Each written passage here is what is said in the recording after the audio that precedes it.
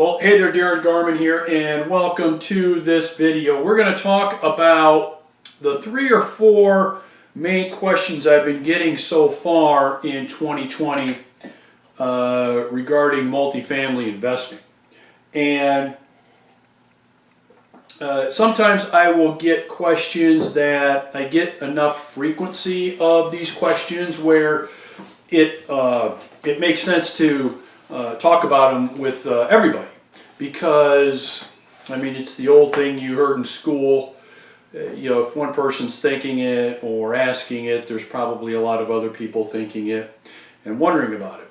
So far this year in 2020, even though we're not even a month through the year at the time I'm recording this, which is actually late January,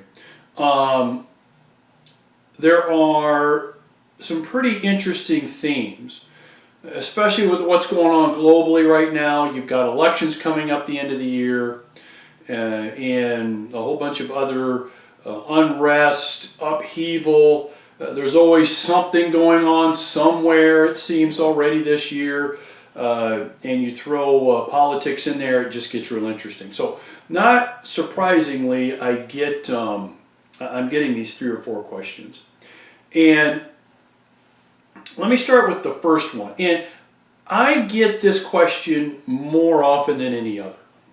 And this one really doesn't have, this one isn't really, I guess what I would call the most frequent question I've received so far. This is the most frequent question I receive all the time. So this month, next month, it doesn't even actually matter. It's like the most frequent question I get. And the question is really this. The question is, Darin, here, I'll actually read I'll read an email. Let me read this email. Darin, what do you recommend I do, parentheses, think about, avoid, parentheses, when it comes to investing in my first multifamily property? Okay. Now, I don't know if this is an active owner or a passive owner, and it really doesn't matter because what I'm going to tell you really applies to both. But in some way, some form, I get that question. What do you think I should know? What do you think I should do? What should I be looking at? What should I be avoiding? What should I be thinking, doing, not doing, etc.? And what that question really revolves around is it revolves around risk. Okay. So it's all about what can I do to lower my risk. That's really another way to ask the question. And frankly, there's 2 main things you need to know about this. Again, this is whether you're active or a passive investor. Number 1 is there's no such thing as a perfect property. No such thing. And you want to be careful if you're ever presented with something that sounds perfect, because there's no such thing. I don't care how great it may look, feel, smell, cash flow, all of that. It's not perfect. There's something about the property that is not perfect.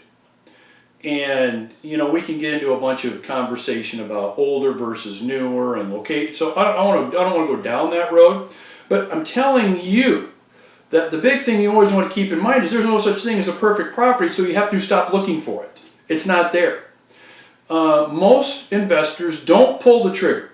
So I will get hundreds of inquiries. I mean, in our office, we get hundreds of inquiries a week on either investments that we're involved in with partnerships, getting involved with us as a passive investor, or our brokerage company where we sell the majority of multifamily properties in eastern Iowa to individual active investors that want to own their own 12-unit building, 24-unit building, and run it, manage it, landlord it, all those kinds of things.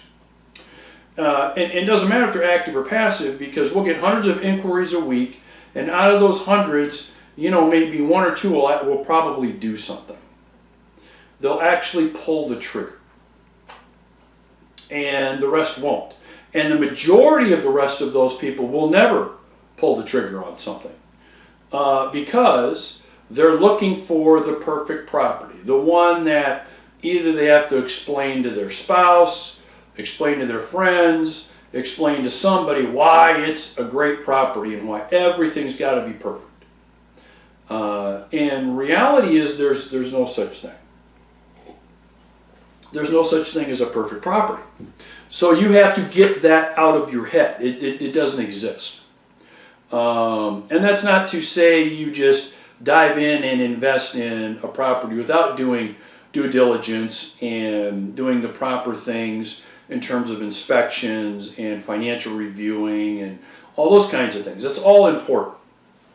But at the end of the day, you're never going to find a perfect property. So eventually, you're going to have to pull the trigger on a property that's really, really good, but not perfect. And if you're not willing to pull the trigger on a property that's, at the end of the day, really, really good, you're wasting your time in looking at multifamily real estate, either actively or passively. So you can stop reading the books and listening to the podcasts and all that crap if you're not going to pull the trigger sometime. Again, I'm not advocating just willy-nilly doing it, but if you're looking for that perfect property, it's not going to happen. I've had clients who really aren't clients anymore, but they were for a while. I've had many folks that we've worked with over the years that would spend 1, 2, 3, 4 years looking for, examining, inspecting, spreadsheeting the crap out of properties and never doing anything. And then, you know, they ended up never doing anything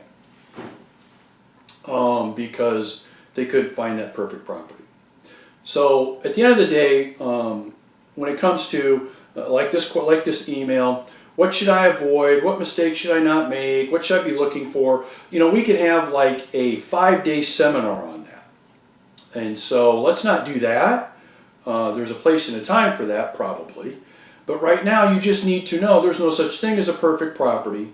If you're going to get serious and start building your wealth and income, you're going to have to get involved in a property that's not so perfect and accept some of the limitations it may offer. As long as the upside far outweighs the limitations, it's something you want to take a serious look at. But if you're one of those people looking for that perfect property, you're never going to find it. You're wasting your time. You need to move on to something else. Okay? All right.